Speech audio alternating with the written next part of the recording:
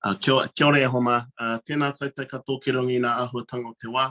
E mihi ana ki a tātou katoa e pike ana, e hāpai ana nā āhuatanga o rongo, nā āhuatanga o te rangi Māori ki tēnā tēnā tātou.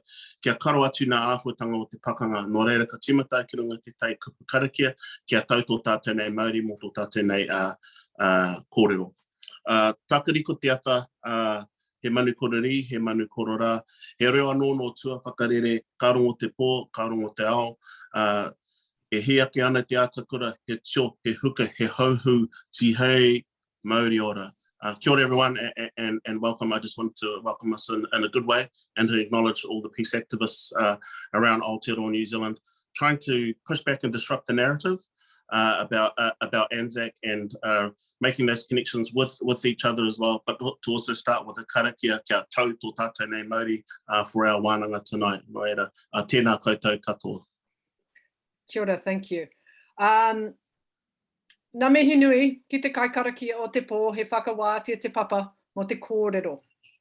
Kei te mihi ki te tangata whenua o Aotearoa katoa, he tiaki i nā ahika o konei. Kei te mihi ki nā kai kōrero o te pō, he tangata tino mohio, ara ko Emalani Case, ko Tuiana, te ano Tuiano me Anne Russell. Kei te mihi ki a koutou. Mei kei te mihi ki a koutou ki te whakarongo, ki te whakaako, i te kaupapa o te rangi Māori e, me te monorongo i te whenua. Welcome everybody to our Anzac Day 2022 online seminar. Thank you very much for joining with us today. I'm Valerie Morse. I'm a member of Peace Action Wellington. So before we begin in earnest, just a couple of housekeeping sort of matters. We'll be live streaming and recording this. So if you don't want your image to appear, please turn your camera off. We would love to have people introduce yourself in the chat and that there will be plenty of time at the end of this session for questions. I'm very sad to announce that Dr. Mahdis Azarmandi is unwell and she's unable to join us this evening.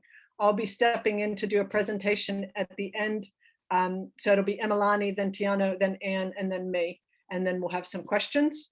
And I just want to say that the title of this year's event, Remembering War Commemoration is Disinformation, is a theme that we chose to posit that commemorating war is part and parcel of a 182-year-long state-sponsored disinformation project that seeks to legitimize an illegitimate state built on theft and violence, and that seeks to sell a national identity that hides who benefits and profits from war and who fights and pays for war. So I guess with that introduction, I would really love to introduce our first speaker, Dr. Emalani Case. Emalani is a lecturer in Pacific Studies at Victoria University of Wellington. She is a writer, teacher, and aloha aina, deeply engaged in issues of Indigenous rights and representation, colonialism and decolonization, and environmental and social justice. She is from Waimea, Hawaii. Kia ora and welcome, Emalani. Over to you. Kia ora. Kia ora, tēnā koutou katoa.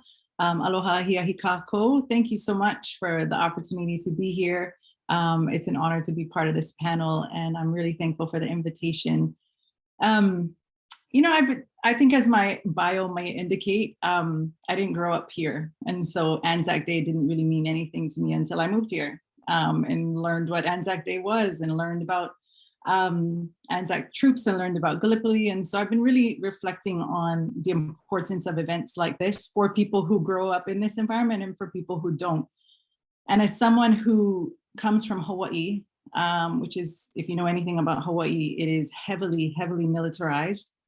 The United States military presence there is extreme. I started to think about commemorative days and commemorative events like Anzac Day, or in the context of Hawaii days like Veterans Day, where the commemoration of particular events tied to war and the kind of constructed remembering of people and those who have fallen or those who have passed often distorts the rest of history, or often leads to a very strategic kind of remembering that is accompanied by a strategic kind of erasure and forgetting that sometimes we're not even conscious of. So I'm always very thankful for events like this because I think they provide an opportunity for us to really think about what we should choose to remember once we are aware of the way that commemorations are structured, the way, as you just said, Val, they're in service to a particular kind of national history that is often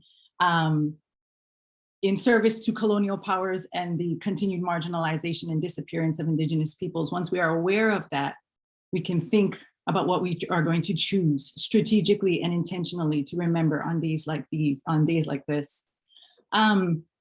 So thinking about what I wanted to share today, I was reflecting on something Edwina Hughes says every day. Edwina Hughes from Peace Movement Aotearoa, or she says every year on Anzac Day, she says, let's honor the dead by ending war. And let's honor the dead by actually remembering the realities, atrocities, and violences of war. And let's remember the dead and honor the dead by looking at the realities, the atrocities, the violences, and the consequences of militarism. And so what I thought I'd focus my short kōrero on today are three things tied to militarism. Militarism is something that I study and look at a lot, not at all as an academic practice, but as something that I have to do. As somebody who knows the heartbreak and the pains and the tortures and the violences of militarism coming from a place that, as I mentioned earlier, is so heavily militarized. So I thought I'd do a brief overview of what militarism is. I'm sure that we don't really need that overview, but I do think it is important to kind of situate militarism in this conversation. And more importantly than that, look at how militarism sustains and is sustained by settler colonialism and white supremacy. We're just digging in deep right from the get-go. And then, so as not to end on a very depressing note, I thought I would close my kōrero by looking at Indigenous futurities and how our work in these kinds of spaces and our dedication to peace and to anti-war and to demilitarization is really about sustaining Indigenous futurities. And if you don't know what futurities are, I'll explain that in a second. So thinking about what militarism is, I mean, many scholars say that there's no one agreed upon definition, and that's appropriate because militarism functions in different ways in different contexts. But a lot of people agree that it has ideological, behavioral, and structural elements. In other words, it's involved with sets of ideas, sets of behaviors, and sets of structures that all protect or are all in service to settler futurities. So what are futurities? Futurities are not futures. They're not just futures. They're about continued existence. Past, present, future. They're about relationships and continuities between the past, the present, and the future. Indigenous peoples, and I should foreground this by saying I experience myself and know myself as an Indigenous woman, but I'm not Indigenous to the Whenua that I'm on. But talking about Indigenous peoples broadly, we're often accused of living in the past, right? Living in the past, you can't get over the past. I argue, however, that Indigenous people are actually living in the future. We're always living in the future. Everything we do in our lives today is in conversation with and engagement with the past in preparation for the future. That's futurity. Now, a settler futurity is dedicated to the maintenance of a settler colonial power, and that power can only be maintained by the strategic disappearance of Indigenous peoples, lives, cultures, and histories. Settler power selectively chooses aspects of culture and language and heritage to include into the national narrative to make itself distinct, but it is still dedicated to the erasure of Indigenous peoples. So militarism as an ideology, as a set of structures, and as a set of behaviors is in service to a settler futurity, which always maintains settler power. Now, to briefly look at those three aspects, ideology, behavior, and structure, I often explain to my students, because militarism is such a massive, mammoth thing to get your head around. Militarism is an ideology. It's a set of ideas that justify violence, quite simply and quite problematically.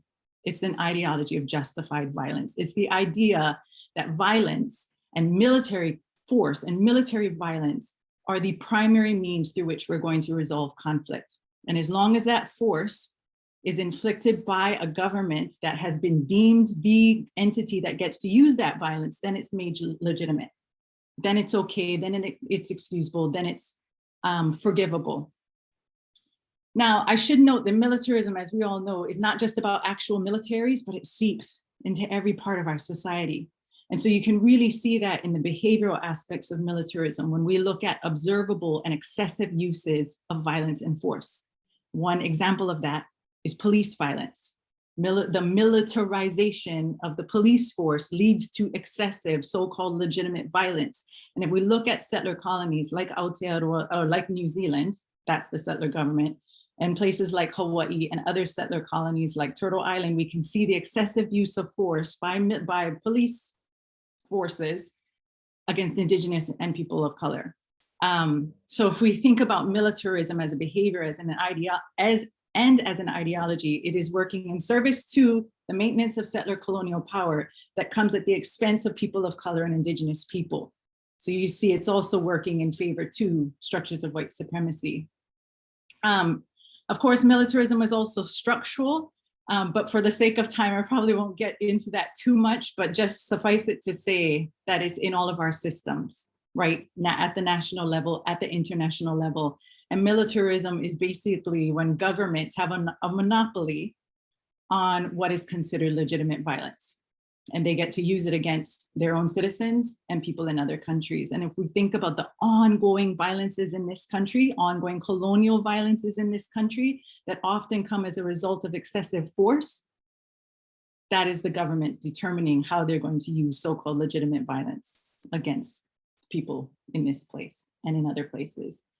So to further expand on how militarism sustains and is sustained by settler colonialism and white supremacy, I think it's important to think about how the ideological, behavioral, and structural aspects of militarism create, maintain, and promote violence as a means of sustaining colonial power. And this, very importantly, is always at the expense of those who are already deemed less than human, as those who are victims of centuries-old dehumanization, going all the way back to things like the doctrine of discovery.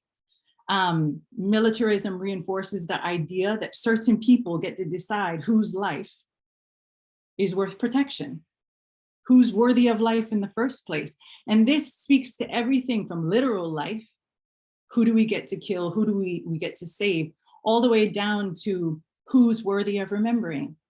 I often tell my students when they walk into the classroom, they have to recognize education as a kind of colonial institution that inflicts a kind of violence when it strategically erases. So if you're not learning about tangata whenua, if you're not learning about colonial violence in this country, if you're not learning about Pacifica people and all of those ruptures and connections and disconnections, then that erasure is a violence. Anyway, I've gotten a little off track, but militarism basically ensures that some of us are not seen as individuals or humans in the first place. And though I don't want to get into this because I could go on all night, I will just say that one prime example of this is the upcoming RIMPAC exercises that will be held in July to August in my homeland of Hawaii. RIMPAC are the military war games that happen in nations will participate and will bring 25,000 personnel to Hawaii.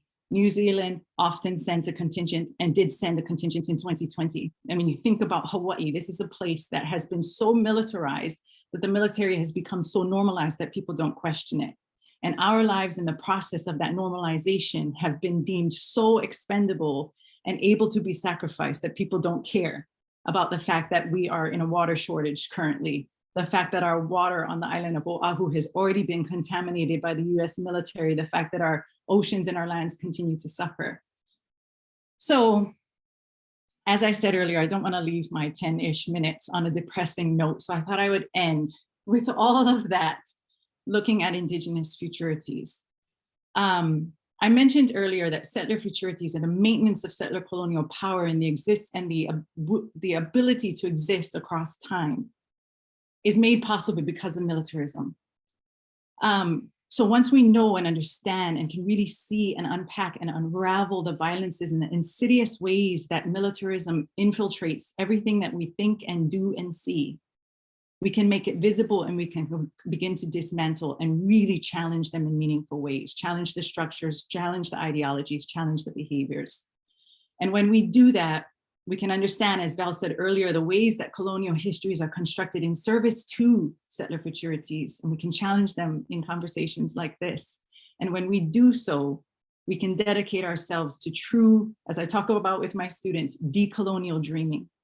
Linda Tuhiwai Smith calls it envisioning. Decolonial dreaming or envisioning is about dreaming a new dream, setting a new vision beyond the atrocities of the past and the atrocities of the present. And we have the opportunity to really dream beyond settler commemorations, dream beyond war commemorations, to think about national memories and to think about and think beyond the limits of what we can commemorate and what we can remember. I tried to slam a lot into 10 minutes. I hope that was 10 minutes. I will leave it there for now. Mahalo. Kia ora. Thank you, Emalani. That was, yeah, an enormous amount to digest, but I think it really sets the stage for the kind of conversation that we want to have this evening. And I think you've really presented some interesting ideas, some things that I'm not familiar with, talking about futurities. But certainly the marriage of white supremacist violence, settler colonialism, and militarism is something that I think the militarism aspect of that is something that we need to become a whole lot more familiar with in this country. So thank you for setting the stage. And we're going to turn over to our second speaker, Tiano Tuiono. Tiano has been a wonderful, amazing activist for many, many years. He has a very strong track record in the global activist community. He's been pushing for action around Indigenous rights, climate change, and in the peace movement. He has been part of Peace Action Manawatu and helped us shut down the Weapons Expo in Palmerston North in 2018. He brought a whole lot of diverse people together in that community to stand up against war profiteering. He's worked in education for the United Nations, for a range of NGOs and other organizations. He's currently the Green MP. He's the Security and Intelligence spokesperson. And last year, he launched a members bill to amend the Outer Space and High Altitude Activities Act and prohibit the launching of military hardware into space from Aotearoa, New Zealand. So kia ora, Tiano, thank you so much for being with us, and over to you. Kia ora and tēnā koutou katoa. I guess like for a lot of Māori, you have a lot of relatives that have been involved in the military, run the military. I've got a couple of nephews that are in the army at the moment. And where I live in Palmerston North, you're in between an army base and you're in the middle of an Air Force base. And so what I have found over the years is trying to find ways to have those really, really important conversations. Because often what I feel with Anzac is that we get a slice of the story, like the nation was born on the fields of Gallipoli and all that kind of stuff in the 1900s. But for me, when I talk to whānau and I talk to our community, I say, hey, look, we've got to look wider, because for me, if I look at it from a whānau perspective, it actually started earlier on. It actually started in 1840. And if we're going to be talking about conflict, in 1845 at Ruapekapeka. For those of you who have ever travelled up to Kawakawa on your way up to Waitangi, you'll see a sign if you're observant enough, which points to where there was a battle. It's the Battle of Ruapekapeka. And if you go up there and you go on top of the hill, you'll see the kind of damage done during that battle when they fired cannonballs. And they dug trenches and stuff like that. In fact, the word Ruapekapeka itself means a nest of bats. Peka means bats, and Rua means like tunnels. And in 1845, Kawati called across the Taitokoro for people to come and to fight the British. And so when I think about imperialism and British imperialism, I think about my tūpura who actually fought against them at the Battle of Ruapekapeka. And our hapu and the hapus from Poroti, where I'm from, we answered that call. We went up to Ruapekapeka at Kawati's behest to fight the British. And I guess what's really interesting for that is 40 years later, one of the mokopuna of the people that fought against the British would then go on to enlist into the Māori contingent and go off and participate in the war over in Europe during World War I. And for me, I look at that and I think about that, and I think about the ways that imperialism in some ways goes to a new place, swallows up the resources, and it swallows up the narrative and then the people, and then moves them on to do similar things in other lands. And it's interesting for me because when I go and visit my marae and Poroti, and you walk into the wharenui, you see a lot of pictures all around the walls. And this is probably similar for a lot of Māori on a lot of marae, and you'll see pictures of soldiers, you'll see pictures of people that've gone to World War I, World War II, maybe they volunteered for Vietnam, and at the back of our whare, we've got a faded out painting of one of my nenes, Teru, who also fought in the land wars as well. Because back in those days, if you were the chief, you were the chief. And when we look at the Treaty of Waitangi, we know that at least 13 people that signed the Treaty of Waitangi were wahine. There was probably more, because when the British came here, they also brought their sexism and their patriarchy as well, and they didn't recognise our rangatira. And I think about how those two puna of mine went and fought against the British, and then because of the way colonisation works, that their mokopuna would then go and participate in the war and over in Europe. And I also reflect on, we often get told that these things happened so long ago. The Waitangi was so long ago. Rua Peka Peka was in 1845, but my great-grandfather, he was born in around about 1885, and I met him. I knew him as a child. He passed away. He nearly hit the 100 mark, and so he passed away in 1983. So these memories, time itself, when they often, I think there's this colonial misrepresentation that things happened so long ago and we're so disconnected to them. But actually, when you look at it from the context of things that are within living memory, and certainly in my life with my own family, that when my great-grandfather was born, who went to World War I, who I met, there were people there probably who signed the Treaty of Waitangi and Rua Peka Peka still walking around, because he was born 40 years after that. And then also when I think back and think about the folks that went over there, and I also think about how the land was itself kind of spread around Aotearoa as well. And I just wanted to acknowledge the ceremony that happened out at Rangiriri and Rahui Pōkeka, just in Huntly, ngā maioro o te riri, o Rangiriri. And my first time visiting there, well, I used to go past there quite a lot when I used to pass through on Highway 1 and stuff like that, was when I went there with Eva Rickard in the 1990s, and she explained to us about the history of the place. And we had some people there talking about Rangiriri, and if you translate Rangiriri, Rangi means like the sky, and Riri means like it's angry. So Rangiriri is like when the cannonballs were being fired at them. And in 1863 by the British onto them as well. So the sky is angry at us. That's Rangiriri. That's why that name is there. And I wanted to acknowledge what Imalani was saying earlier as well, because that part of our history has been erased for quite some time. When I grew up, you didn't learn about any of this stuff in school. You learned about the Queen of England, learned about Canada. I learned how to draw the map of Canada.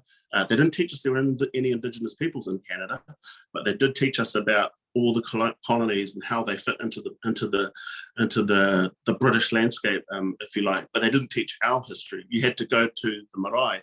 I had to go to Rangiriri to learn about, with Eva Rickard to learn about Rangiriri. I had to go with Whanaunga to Rua Peka Peka to learn about Rua Peka Peka. I had this history about my nans and my great-grandparents and stuff like that. I had to go to the marae to learn about that stuff. So when we talk about World War I, it's really important, particularly when I engage with our Māori whānau, to actually talk about the whole history. Let's talk about the whole breadth of it, what it meant, the good, the bad, and the incredibly ugly, and also around how history continues to repeat itself. I remember going to an art exhibition that Val and a whole lot of others organised around called Disrupting the Narrative. And part of that, there were a whole lot of pictures, but there was one piece that really kind of stuck out to me, because it showed, again, history repeating itself. And it was a quote by General Maud in 1917, where he said, as part of the Baghdad proclamation, where he said, "Our armies do not come into your cities and lands as conquerors or enemies, but as liberators." That was in 1917. And for those of us that remember the invasion of Iraq by George W. Bush, he said very similar things about being liberators of Iraq, about freedom and all that kind of stuff as well. So history shortens itself up, and it is not as disconnected as we are told to or led to believe, but also history tends to repeat itself. And I feel that it's our role as peace activists, people involved in the struggle of peace, to actually remind people of the wider arc of history, remind people that things that are repeating themselves, let them know about what imperialism means. What does it mean in this context? With the invasion of Iraq was 20 years ago. World War I was even further back. But what we still continue to see is power and empire and multinational corporations pushing to pursue the resources and extractive profits out of other countries as well. These are the things that we need to. These are the conversations that we really need to have.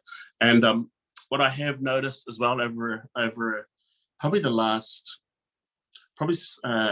10 years, I think, is that that erasure and the focus on, particularly around Anzac, is being focused on particular aspects, but not on others. And when I've spoken to soldiers, people who would go to the Anzac commemorations, they talk about, well, they're there to sort of mourn their comrades, and I get that. I totally get that. But what I worry about is that how it's being used as a way to build nationalism, as a way to build patriotism, as to build on a mythology that the nation was born on the fields of Gallipoli, when it wasn't. It was born on the theft and the violence against my people, against Indigenous peoples, across Aotearoa. And then also that imperialism isn't a thing of the past. It isn't sitting there in World War I. It's alive today. It continued through World War II, Vietnam, and we have to always kind of look back to see, well, where are the resources? Who is pushing to take over, and how does power in all its different ways manifest itself to actually take from others, to dehumanize other people, to create the other, and how do the big military powers around the world do all of that? And our role is to actually help to decipher and to help people in our communities to remember, to make those connections, to remind them, hey, you know what? This was just one slice of history, but this is what happened back then. We have to make those histories, personal connections, but also family connections as well. I think I might have ran out of my 10 minutes. So that's what I've got for all of us tonight as well. Is that time is not as far away as we are led to believe, that it is closer than we realize, but then also to be mindful that imperialism continues to repeat the patterns of the past, and it is our role as peace activists is to reach out and actually have those conversations within our communities. I'll tell you what, they can be tricky. They can be very, very, very difficult. And yeah, and I was just around my mum's house this morning as well, and she actually gave us toko, my great grandfather, the one that I was telling you about, who was the descendant of the people that fought up at Ruapikapika, and then himself, he went over to World War I as part of the Māori contingent, and experienced, from what I hear, lots of racism when they came back. And so, but these are the lessons that we must continue to remind ourselves, but also our families and our communities. And on that, tēnā koutou, kia ora tātou katoa. Kia ora, Tiano. Thank you very much. Awesome to It was 11 minutes. I was just 1 minute over. Awesome to hear your kōrero. And yeah, I guess I'm thinking maybe that your kōrero will prompt some questions to you about changes to the education curriculum, and what that is likely to bring or not bring, and what your view on that is. So we'll hold that thought, but yeah, it'd be interesting to hear your reflections on that. Yeah, and good to be reminded to think about who was actually alive in 1914 when the Great War started, and what experiences had they lived through already by the time that war began. So I want to turn over to our third speaker. Anne Russell is a writer, activist, and member of Peace Action Wellington. They will be talking about the history of Anzac Day itself, and how its prominence in New Zealand life and nation building is more recent than many people realize, and how a thriving anti-war movement could help counter its worst aspects. Anne, thank you very much for being with us. Kia ora, everyone, and thank you to previous two speakers. It's an honour to be able to speak with you guys. Just preemptive apologies to everyone in case I cough a bit. I'm still recovering from COVID, so that happens. And yeah, like Belle said, I wanted to talk about Anzac Day itself. Obviously, there is a reason we're having this talk today. And I think for most people in New Zealand, Anzac Day is the kind of main day that we think about our own military in any capacity. Not in a particularly useful way, I'd argue, but that's the day we take to supposedly remember them. And we have a certain kind of New Zealand exceptionalism in the way that we remember, I think, because, you know, you're not allowed to say to people who do Anzac Day that they're celebrating it or glorifying things. No, they're commemorating it. And they're not saying support the troops in a sort of US-like way of like, these people are the pinnacle of manly men. You know, we're taking this day to feel sad about war, and to mourn those we lost, supposedly. And when you try counter this stuff, you meet a lot of response that, you know, today's not the right day for it. You know, these people are feeling sad about war and you're being disrespectful. And like, personally, I'd kind of stopped really talking about Anzac Day much, because after a while you get kind of made to feel as though you're being a bit of a nag.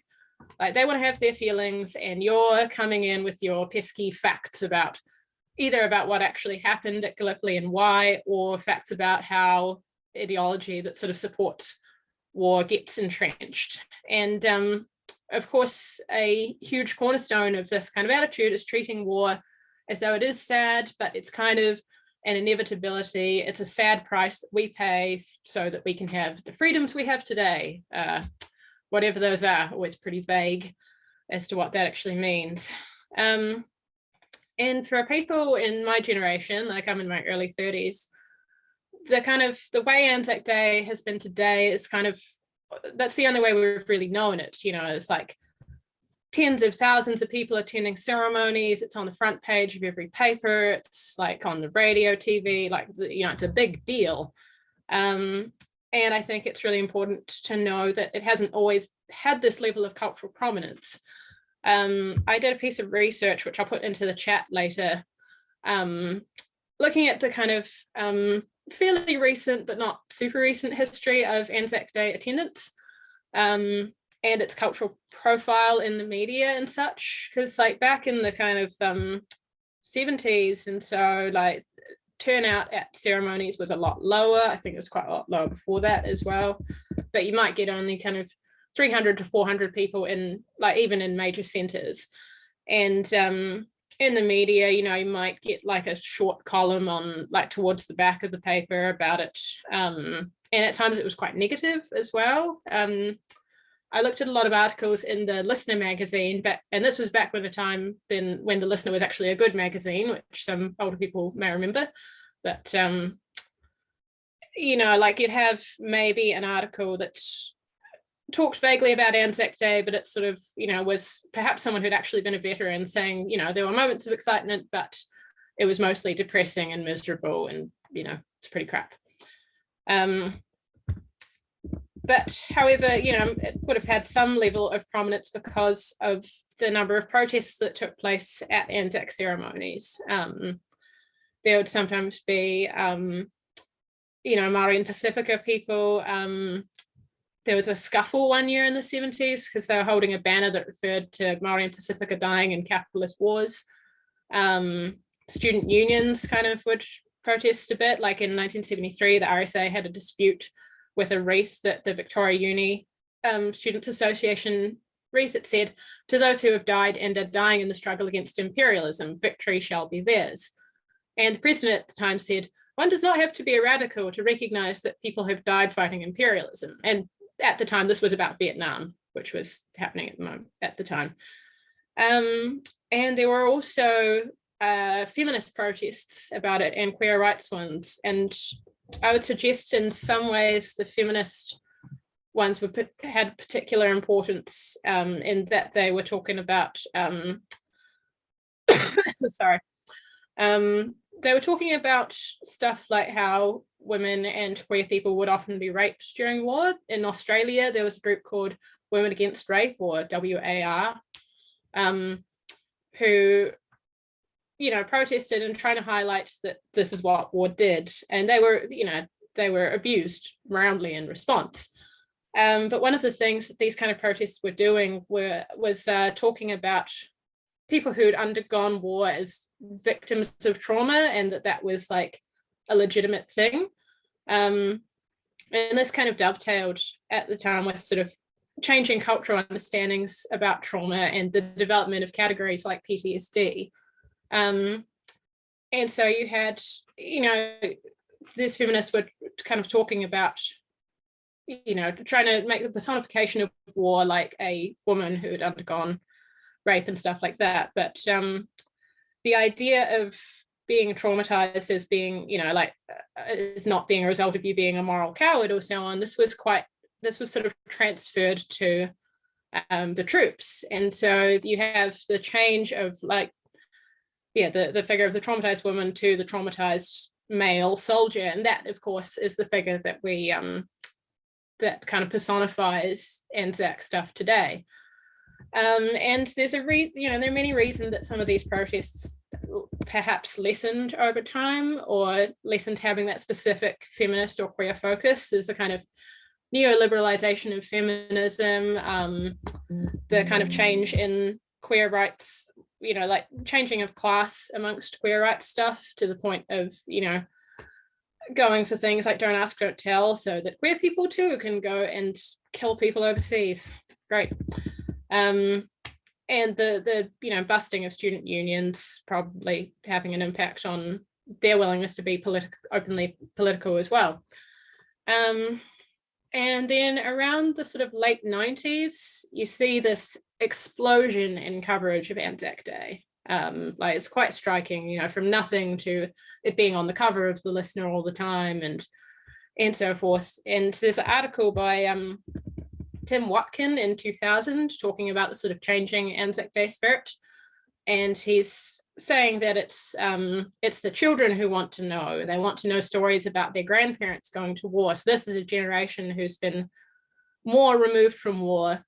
And so, as he says in the article, today we choose to remember the Anzac spirit over the Anzac reality. And that spirit can be whatever you like, as it turns out. And it's often been used for, you know, excuses to go, like using Anzac as a excuse to go to war. There's an article in 2006 by Dennis Welch, which kind of called for honouring the Anzac troops' legacy through increased defence spending, as though it was not high enough. And there's a quote here, it says, so it praised the idea of fighting for the yet to be born, and it says, and to do it, to not just fight, but to be prepared to fight, means striking warlike postures in times of peace, even when no threat looms. So that's quite something. And you can see that kind of attitude and actually in Jacinda Ardern's Anzac address today, which says it kind of invokes Ukraine. I mean, but this rhetoric could be used for anything, but it says, New Zealand has a fiercely independent foreign policy, but that has never ever meant we sit on the sidelines. It means when we see injustice and a threat to the peace and stability we all long for, we act. Today, on this day, we are yet again reminded that peace cannot be taken for granted, that it must be preserved by the acts of leaders and protected through the actions of citizens. So it's, you know, pretty clear justification for whatever it is they're going to want to do. Oh, it says we must all do our part. Just, you know, great.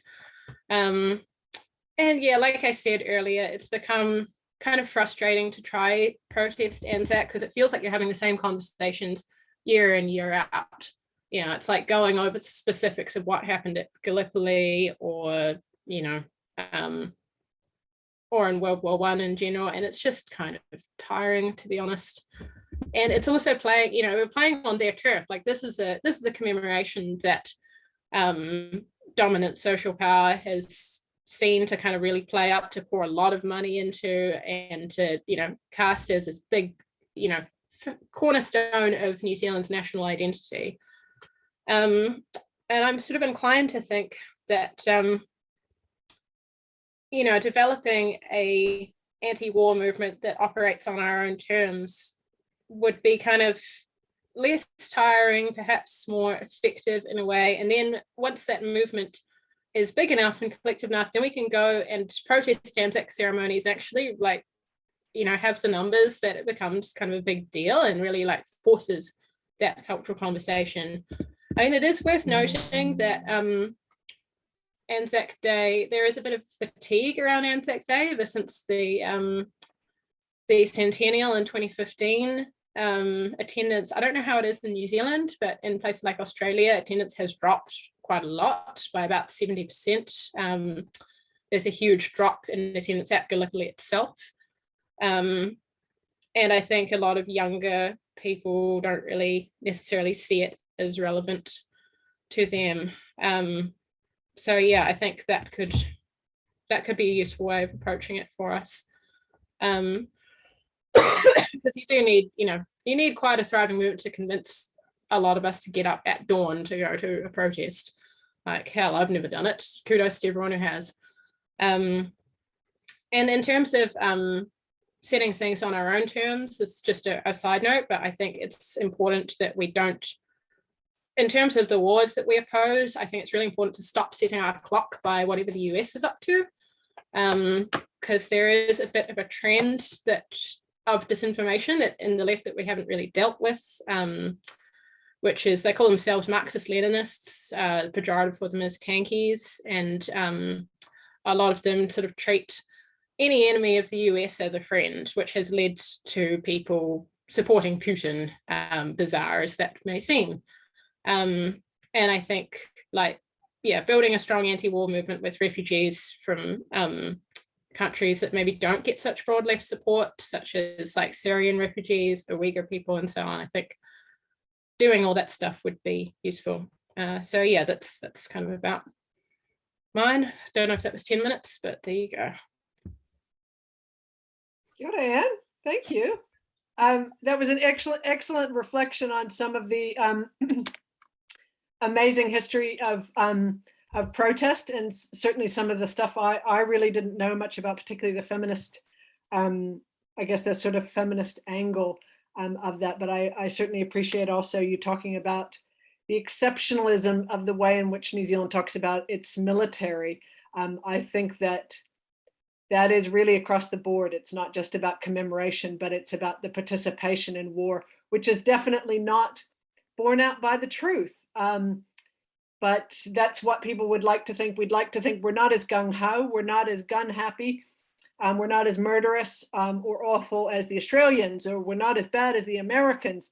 But history really doesn't show us that. And if I can do my own segue, I'm going to do my own segue into my own corridor. And so just bear with me a moment, please, while I share my screen. I'm going to get a bit of shit from my speaking comrades over there. And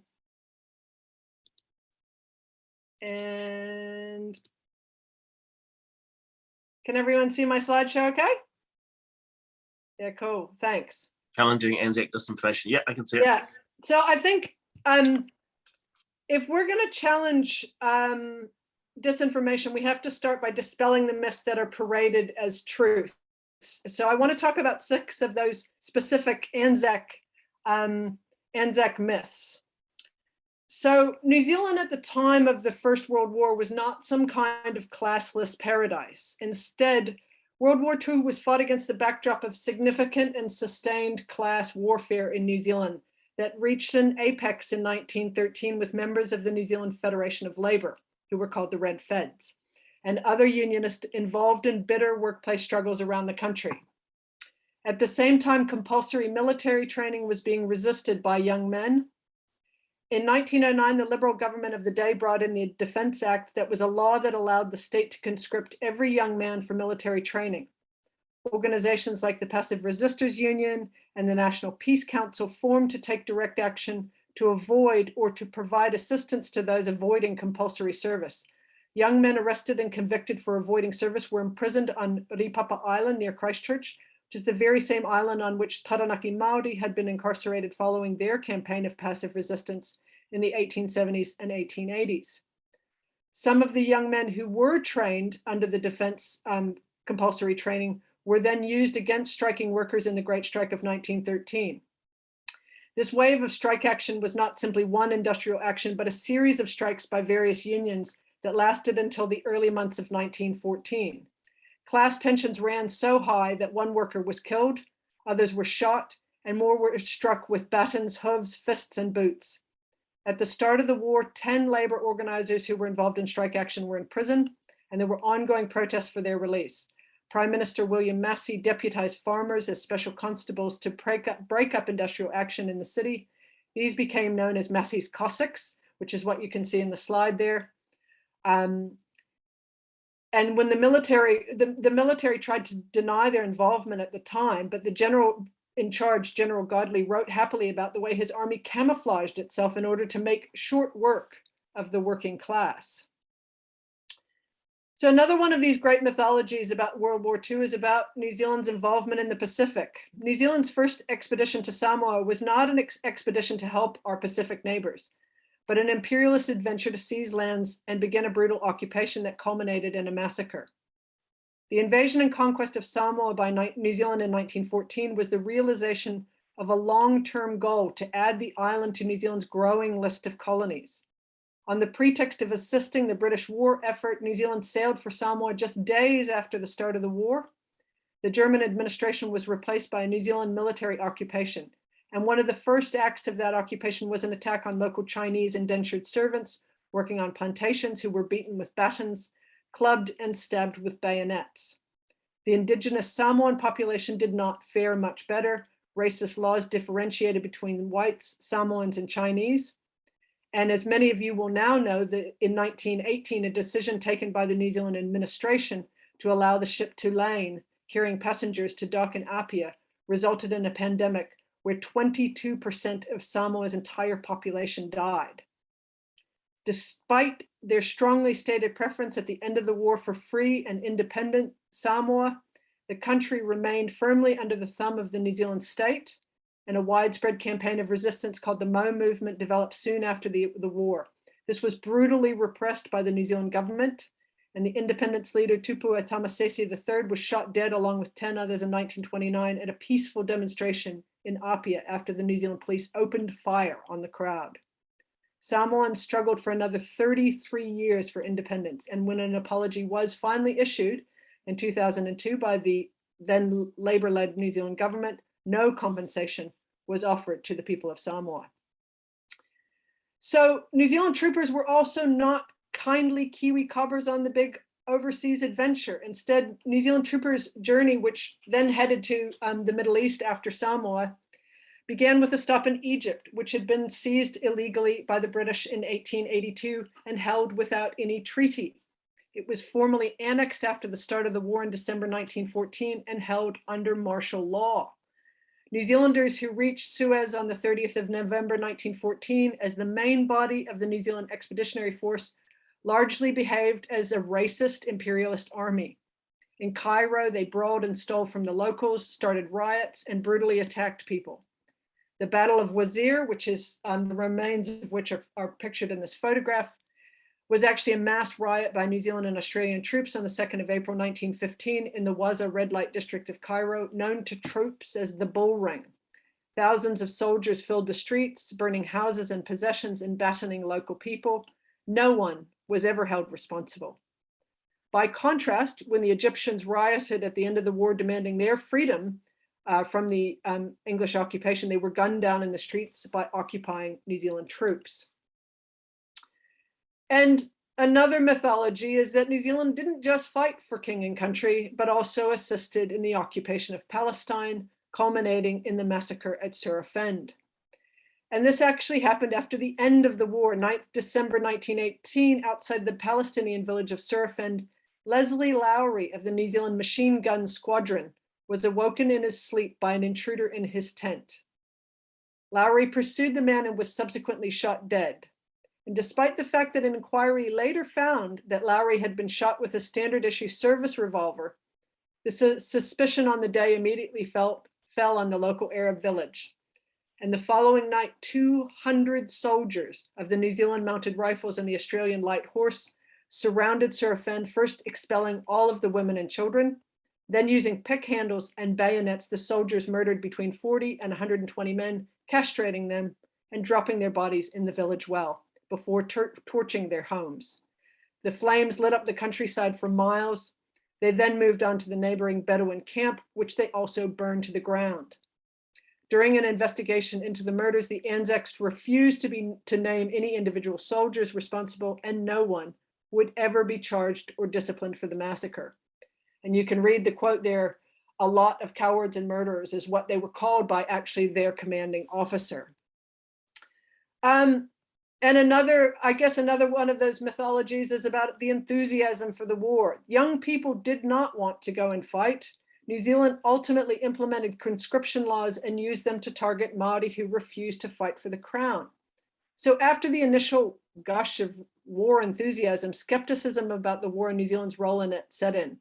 At the same time, the government introduced a range of repressive measures, including heavy censorship of communication, including news and private letters, the targeting of people born in the countries that New Zealand was now at war with, including Germans, Austro-Hungarians, and often those who were mistaken for being so, severe limitations on free speech through sedition laws, and the suspension of parliamentary elections through the end of the war.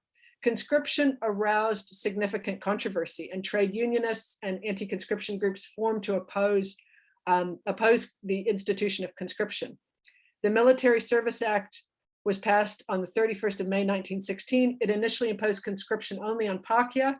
This was extended to Māori in June the following year, 1917. And this is where Princess Tapuia comes in, because leaders of the Kingitanga were opposed to service in the war. And you can read her quote there on the screen. As a direct result, the Waikato Maniapoto Land District was the only area where conscription of Māori was implemented. The government compiled a list of eligible men using the completely confidential information collected in the census, a clear violation of the law. When the conscription ballot was announced, Princess Tapuia sent word to all Waikato and Maniapoto men who were subject to conscription to take refuge with her. In June 1918, the police descended on Te Painapa at Maungatawhiri, where the sergeant appealed to Tapuia to help him identify the men whose names were on the list. And the police read out the names of 7 men who'd failed to parade for medical examination in the wake of the previous month's ballot, including the king's 16-year-old brother. When no one stepped forward, the police started to arrest people, mistakenly arresting some people, including a 60-year-old man. But they refused to walk, and all 7 men had to be carried to the 2 waiting motor cars. Following these arrests, the police returned repeatedly to arrest more men and to search for guns. Non-cooperators were put on a bread and water diet, had their blankets taken away, and were eventually sentenced to 2 years hard labor at Mount Eden prison. Princess Tapuia would take food to the prisoners and sit outside the prison. At the end of the war, no conscripted Waikato had served overseas, making the campaign one of the most successful examples of community resistance to the war. And I just want to finish up. Someone asked me earlier, I said I picked 6 myths, and they said, was it just 6? And I said, well, that was all I had time for tonight. So there's a lot of things that I'd like to talk to, but the last thing I want to talk to you tonight is that the New Zealand government was never very good to the men who served in the military. New Zealand allowed its own troops to be shot by the British and tortured its own men. So those who refused to be conscripted were arrested and sent to military detention and prison. Many men were tortured. Beatings and death threats were frequent, and those who didn't break after a month's imprisonment in the barracks were court-martialed at Trentham and sentenced to anything between 11 and 24 months hard labor, and I can assure you it was hard. One group of them was forcibly deported to the Western Front. They were tortured and nearly killed by the New Zealand military. There was the policy that, and this included the institution of the field punishment number 1, which is the image that you'll see on the screen that involved tying a soldier to a wooden post. And people like Archibald Baxter and Mark Briggs, whose names have become a bit more common in common parlance, were 2 of those men. In all, 28 members of the New Zealand Expeditionary Force were sentenced to death during the war. 5 of these men, all privates, were shot by firing squad. 4 of them were executed for desertion and 1 for mutiny. The executions were not made public at the time. And just kind of, I guess, echoing a lot of the things that Emalani, Tiano, and Anne have already talked to, I talk about these facts and these historical truths because if we are to commemorate war, then we must engage in what is called ethical remembering. And that means that we have to strip away the lies and the myths that serve to continue the greatest lie of them all, which is that war itself is some reasonable, rational, acceptable way to solve problems, that mass slaughter, mass murder is something that we should come to accept as sad but heroic. We do not accept these things. And instead of commemorating wars and those who served, we should honor the memory of all the victims of wars by committing ourselves to struggling with everything that we have to end war for good. So kia ora, everyone. Thanks for that. And I'm gonna stop my screen sharing. Yay. And let's just see if we can get the spotlight on all of our speakers. And just open the floor up for some questions. So I might turn over. So Hamish had a question. I'm just checking in with you, Anne, around the research you'd done on Anzac Day and looking about if there was any connections with people going on OEs and the rise in popularity among young people for Anzac Day. Honestly, I don't know. Like, I haven't really looked a lot at the commemorations at Gallipoli specifically, but like I would think, I don't know, I'd be, in a way, I think the main factor in the increase in Anzac Day commemorations is the distance that people there have from war as a reality, because yeah, like as that article Tim Watkin wrote said, by the 2000s, you know, this was a generation who was a bit more removed from war, because like either they hadn't been to war or they hadn't been parented by people who had been to war, which has its own set of problems. So I think, yeah, because I mean, like, even if you were having an OE, there'd have to be other factors making you decide that going to Gallipoli was a really important thing to do. That's just my take. Kia ora, Anne. Thank you. Someone asked, if Anzac Day protest is too confronting, what specifically are the best practical suggestions to make in public in the House to attract specific changes, e.g. options for Ukraine in contrast to aiding the military ones, attractive options that seem credible and better, options that actually unify the community?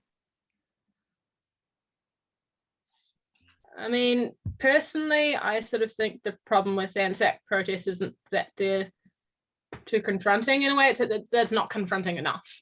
Like, we need to kind of gather a bit more of our strength so that you can like really go along and make something happen, because you have to really break through this kind of, yeah, this sort of feeling that people are having, or kind of having manufactured in them, of like feeling so sad on the day and getting really sensitive, you know, like, and people, you say anything on Anzac Day and people will say, why did you pick today? You know, as that 12-year-old who hassled some Peace Action members said, do it on any day but today.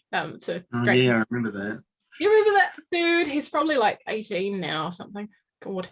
But yeah. What's painful for me is to listen to all the speeches about freedom and liberation. They died for our freedom. It's just not true. And I remember when we did that centenary stuff. Was it 2015, Belle? And Peter Jackson just did this massive. There was this massive parade, and it rained poppies down the street, and they had all those World War I cars and stuff like that. Just glorified war. It's just so one-dimensional. And so I think I think that's at the heart of the problem. We just don't get the full truth. Like we like all the stuff that we've heard today. Many of us have heard the stuff before. But how do we get that to the people that are being sucked into, to be honest, bullshit? And how do we counter that? Particularly when you talk to people that have been to war. It's you talk to them and it's horrible. It's nasty. It's not good. There's no glory in it. You're not dying for freedom. You're dying for imperialism, which has a whole lot of, like in these days, corporations trying to grab stuff, like what happened in Iraq. I think you're going, Melanie. Of freedom and dying for freedom ties into something you said earlier too about the great liberator. And I think settler colonial societies or settler colonial governments frame themselves as liberators. Like even thinking about the violence inflicted in Samoa. Yes, the Pacific, I mean, New Zealand was going out into the Pacific with a colonial, within a dream of empire. They wanted to build their empire. Of course, they framed their conquests as being of benefit to the people that they were conquering. They were coming to civilize, they were coming to save. And when you build that narrative and you sustain it, you create this feeling of debt. So the people who become colonized start to feel like they are in debt to these people that came over to apparently bring them security and safety. If you think about the context of the United States, Hawaii has such enormously large enlistment rates in the US military. And after that are the Chamorro people of Guam, and then the highest are American Samoans. And we're all the people who are being completely oppressed by the United States government, yet we're giving our lives. And I have many family and friends who continue to enlist in the military because of this long-seated belief and assumption that we are somehow in debt to these people who apparently liberated us and protected us from other nations that are worse. And so I think settler colonialism, to get back to something I said earlier, is maintained by this construction of a common enemy, and this myth of collective injury and collective sacrifice. That is also then maintained by commemorative exercises. And that makes speaking out against things like Anzac seem so disrespectful. Yeah. One of the things I think is because like the acknowledgement of the land wars, you know, parihaka with rangiriri, rua peka peka, puka hina hina, that's going to happen because Māoris are going to make it happen, and we don't care. And it's and that's definitely going to happen. But I do think there's a really, really important space around the conscientious objectives, around the unionists that you were talking about, Val, around Christian socialists, you know, Archibald Bax, Mark Briggs, all of that. That's a really, really important history. And when I've talked to Anzac enthusiasts about it, they consider it like an insult and stuff like that. Because, well, actually, no, mate, you've got to tell the complete history.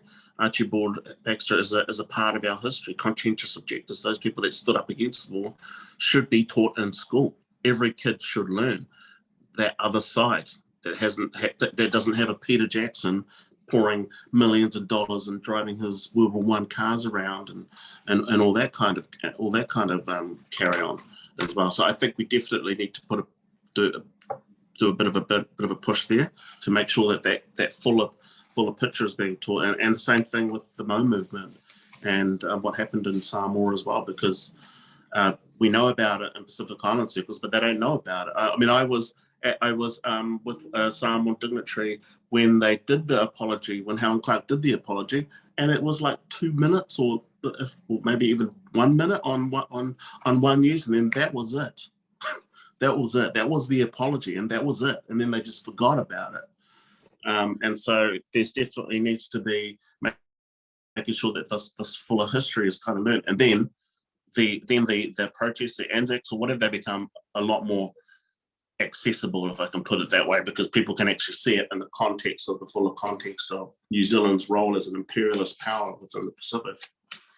Yeah, I also think, I think in countering Anzac, we have to recognize that we're not dealing with, you know, in terms of the hardcore people supporting it, we're not dealing with people who are rational or who care about the facts of what actually happened.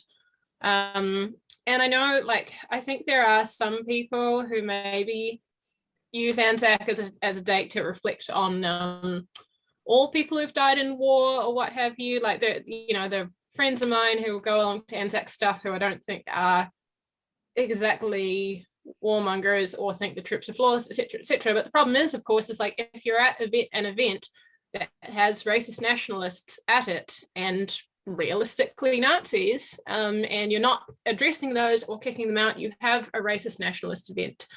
I don't think it's possible to divorce Anzac from that either. And I mean, I also think, like, in teaching about people like Baxter and Briggs and so on, we have to think about it not as just a way of countering the myth making, but what we're using those for in terms of planning for the future, in terms of working towards ending war. Like, it can't just be about countering Anzac Day, because then even if you get, you know, people to agree that like Gallipoli was bad, whatever, it's like, okay, what then? And I think, but yeah, I think having those kind of, I don't know, having those divisions in a way, and like, you know, with an anti-war movement of our own, kind of countering just in itself the idea that war is like a sad inevitability. You can then isolate in a way the people who go to Anzac, and it's really only for like their imaginary conception of white male soldiers who fought for empire's interests, you know, the ones who will be like, no, we're not going to like remember anyone else on this day, kind of thing. And that will alienate people who might be kind of along for the ride and be like, oh, right, I see, you're a bunch of racists, like hardcore racists. So I think that stuff might help. Someone has asked the question, what would ethical remembering look like in the context of the Armenian genocide and the role the Turkish state has played in the way we remember Gallipoli? Does anybody want to talk to that? I guess I would answer to some extent myself that the New Zealand government has played an enormous role in fostering the commemoration of Gallipoli at Anzac Cove in Turkey. And that has never, as far as I'm aware, involved the acknowledgement of the Armenian genocide, nor a proposition put to the Turkish government that such commemorations and acknowledgements must be included as part of some Anzac Day event. So I think in terms of ethical remembering, that's something that kind of could be happening, but isn't. Equally well, there is the Ataturk Memorial that's here in Wellington. I believe that somebody just put a message up there on the memorial yesterday or today about the Armenian genocide. There is no acknowledgement that the Armenian genocide was happening at the time that this was going on. And so these two things sort of sit in the same place, but one is completely invisible. And so certainly any process of ethical remembering is a lot like what Emelani's talking about, which is making things visible, making things apparent, and talking about them so that people understand what those connections actually are. So I don't know if anybody else wants to comment on that.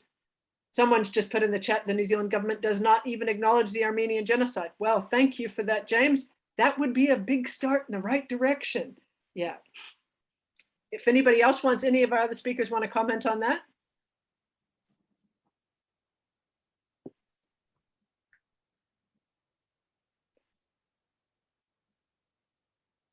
I think there are a few other questions in the chat here that I would love to get to. I just wanted to say, I think, you know, the interesting thing about remembering an Anzac Day is that unless we are kind of just simply saying all the stuff that we've been saying here about what a waste of imperial, you know, what a bloody imperialist war and waste of life this was, and what an event for war profiteering, like, unless that's the totality of Anzac Day, then it just continues to be a kind of a commemoration and a glorification, yeah, which is a really frightening prospect. So I think Anne's point is a really interesting point, is about how is it more than just simply talking about the day or the things of the day. But I want to turn over to a question for Emelani. And what are the changes in ideologies, behaviors, and structures that are most necessary to allow Indigenous futurities to flourish and decolonial dreaming to happen? It's a nice question. That's a great question. What are the ideological behavior and structural changes that are necessary? I think first and foremost, it's about prioritizing Indigenous futures and Indigenous peoples and Indigenous realities in place.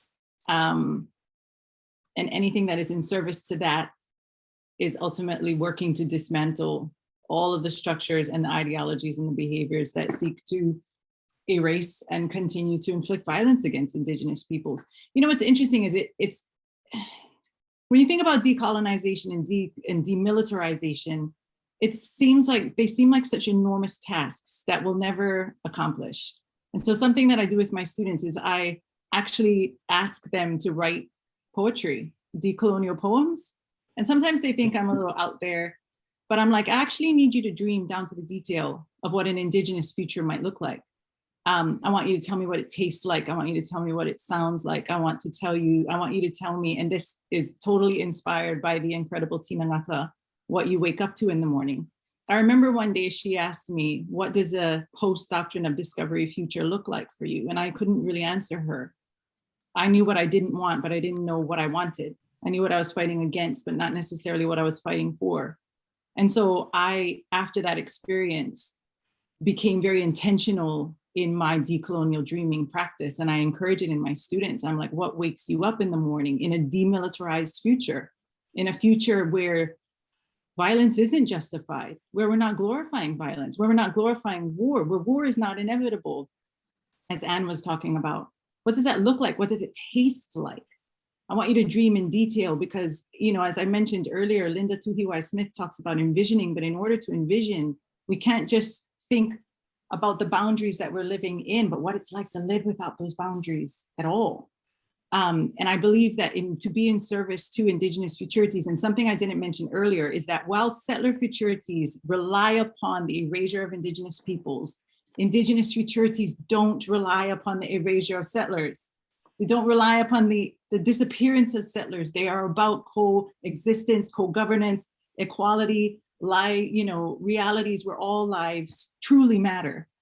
And so I think anyone, whether you're Indigenous or not, who is in service to an Indigenous futurity, or Indigenous futurities plural, is working towards futures that are better for all of us, that are healthier, that are cleaner, that are free, that are about true liberation and true peace.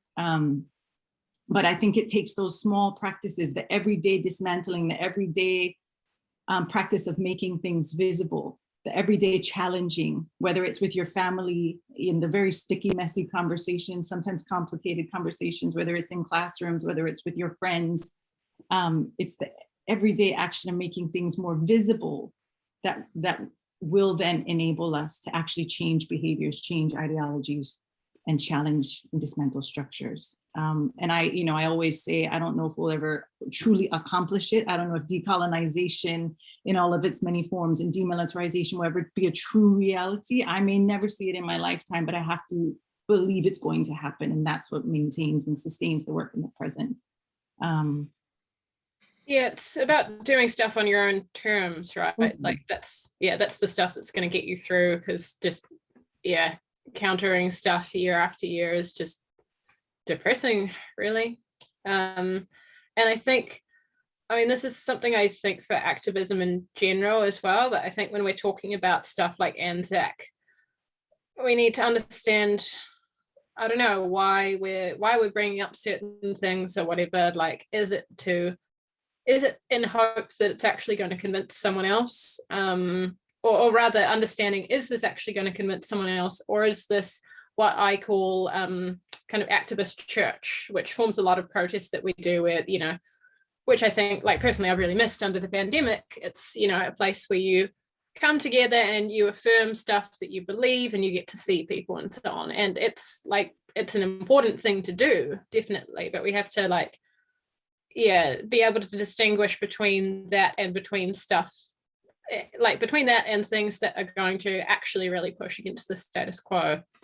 And I think stuff like, you know, the peace action shutting down the weapons expo, that was a kind of unusual example of something that was actually pushing against something and did actually have an effect. So like, kudos to everybody. Yeah, I think I had something else to say. I can't remember what it was.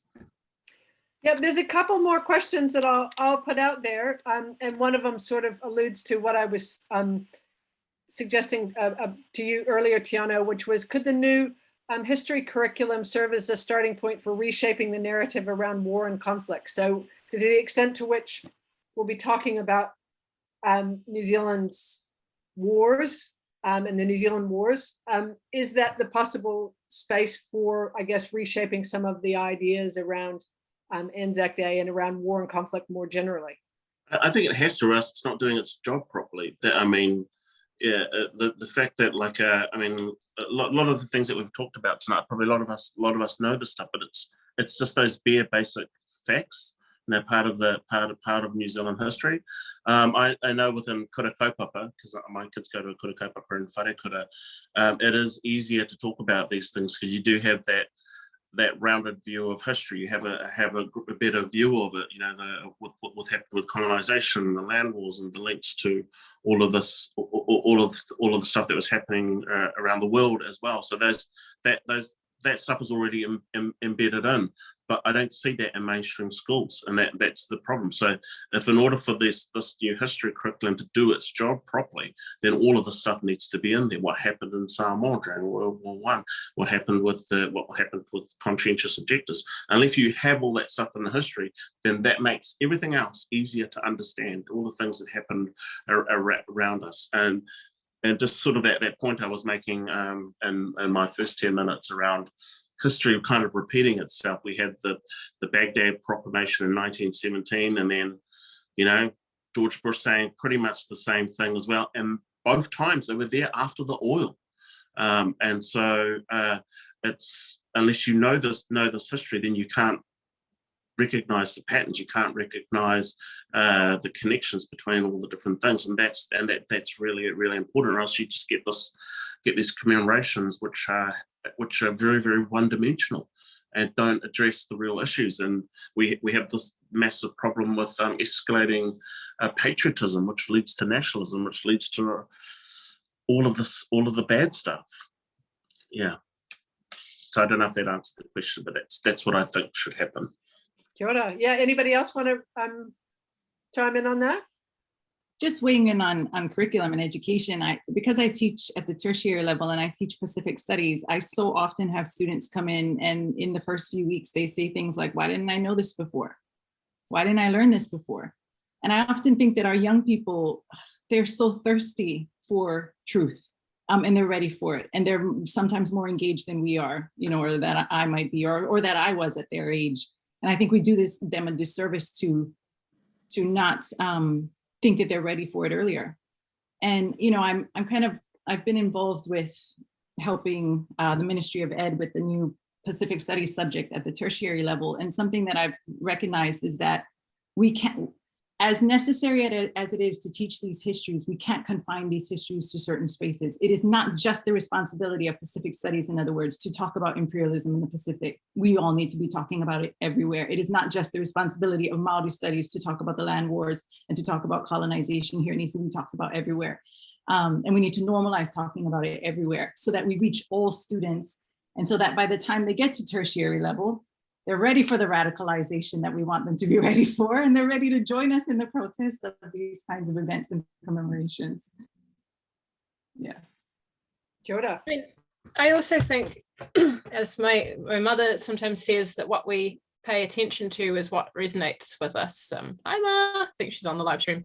And I think that, like, in terms of, yeah, if we were going to talk about teaching around stuff about Gallipoli, like, I mean, look, ultimately, I would like to see a future where we didn't have an Anzac Day at all, like where a lot of that stuff got confined to the dustbin of history, and maybe we looked at it and like, that was a kind of weird level of national obsession. I wonder what that was about. Because I mean, like, I'm sure there's, like, I'm not a historian, I don't know that much about the history of Gallipoli, and I've been frankly thoroughly put off learning much of it by Anzac stuff. But I think the degree to which it has an effect on contemporary life in Aotearoa, like not, you know, it doesn't really compare to the effect that something like the land wars has, where, like, you know, the effects of stolen whenua are still very, very ongoing. I mean, I don't want to get too out of my depth there, because, like, I'm sure there's impacts of Gallipoli that I have not considered or don't know enough about, but we're not being taught about them in a way that, like, actually highlights that anyway. But yeah, I think greater teaching of stuff like the New Zealand wars and, yeah, all those things that you guys were talking about, like, much better. Yeah, kia ora. Thanks all. There was one question from Adama Rata, who asked, could we talk generally about where the anti-war movement in New Zealand is at and where it's headed? And I'm not sure if we've got a lot more time, but I will just briefly respond to that a little bit, to say the anti-war movement is probably at a historical low, is what I would say. On one hand, I think there is part of the peace movement that is really fully engaged in the politics of decolonization. And I think that that is really exciting, and it's a really fantastic place to be in. And I think that there is a lot of energy looking at New Zealand's own history of war, essentially war, occupation, dispossession, and everything associated with colonization. And that is really the starting point, perhaps, for where we're headed and where things need to go, which is really, really exciting. But on the other side of that, in terms of New Zealand's international relations, I would say things are in really pretty bad shape. The peace movement has not got a lot of capacity. And as Anne alluded to earlier, I think that there is at least some intellectual or ideological confusion in parts of the peace movement about who or what we should be opposing, because certainly there are some the kind of old adage of truth is the first casualty of war.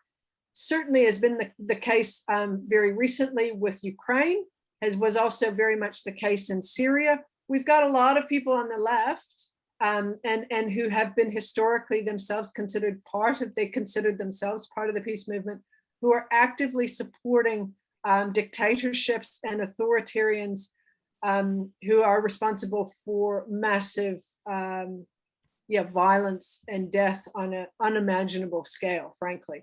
People like Putin, people like Assad. And I think that there is a kind of degree of anti-American imperialism, which has clouded, I guess, the view of some people that somehow these other imperialisms are kind of okay, again, or kind of, excusable against American imperialism. And I will be, alongside Emalani, the very first to stand up against US imperialism. But I personally think it's absurd. And it's simply not listening to the voices of people there who are affected by the imperialism of the Russian state or the Chinese state, to think that stuff is real. And so I think that really concerns me. There is a real splintering of the peace movement. There's a real confusion in the peace movement about what people, should be believing. And I think that is kind of mimicked and mirrored more generally across society with a huge scale disinformation war that's going on. And people are really confused.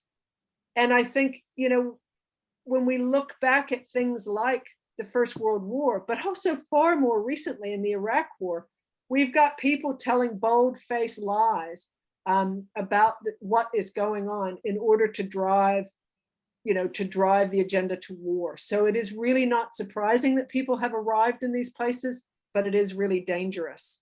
So that's what really concerns me as we stand on the cusp of a potential nuclear war. Is the peace movement gonna sort of come together and figure out what those sort of analysis really should be. So that is of great concern. Yeah, we've only got a couple. Sorry, Anne? I just wanted to add to that. I'm just putting something into the chat. It's an article called The Anti-Imperialism of Idiots.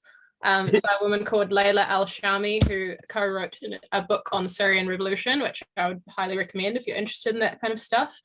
But she wrote it around a time, it was 2018, and I believe Trump had just dropped some bombs on some like chemical weapons factories in Syria. I don't think many people got hurt or anything, but there was this huge outpouring of emotion from the Western left about it, like no to war in Syria. And you had like, I mean, this stuff in New Zealand is coming from like prominent prison abolitionists and stuff. And, you know, it's a lot of stuff that, you know, posting like Stalin did nothing wrong.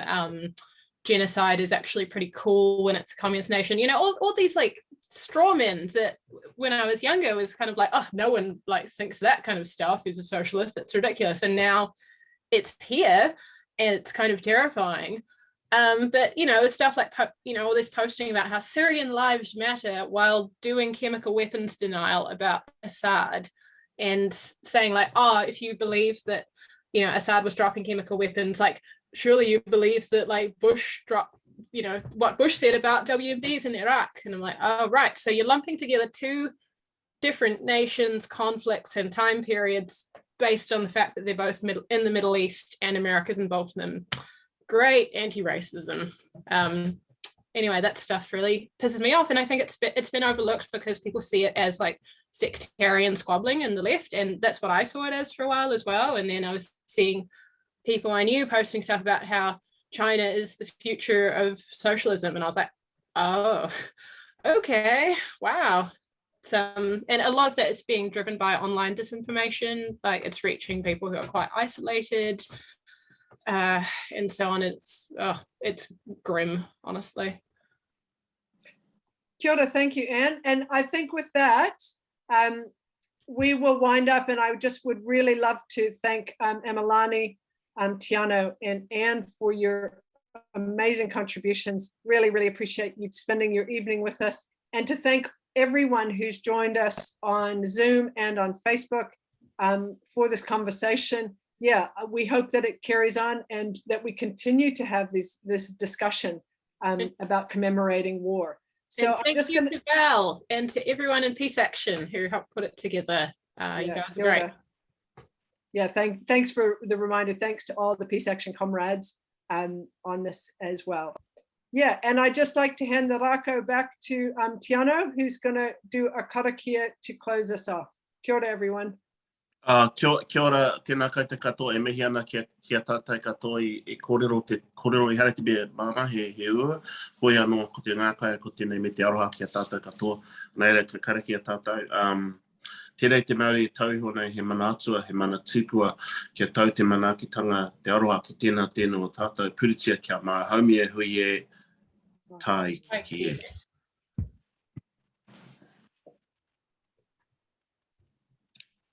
Ka pai. Pomari e. Kia ora. Pomari e. Pomari e.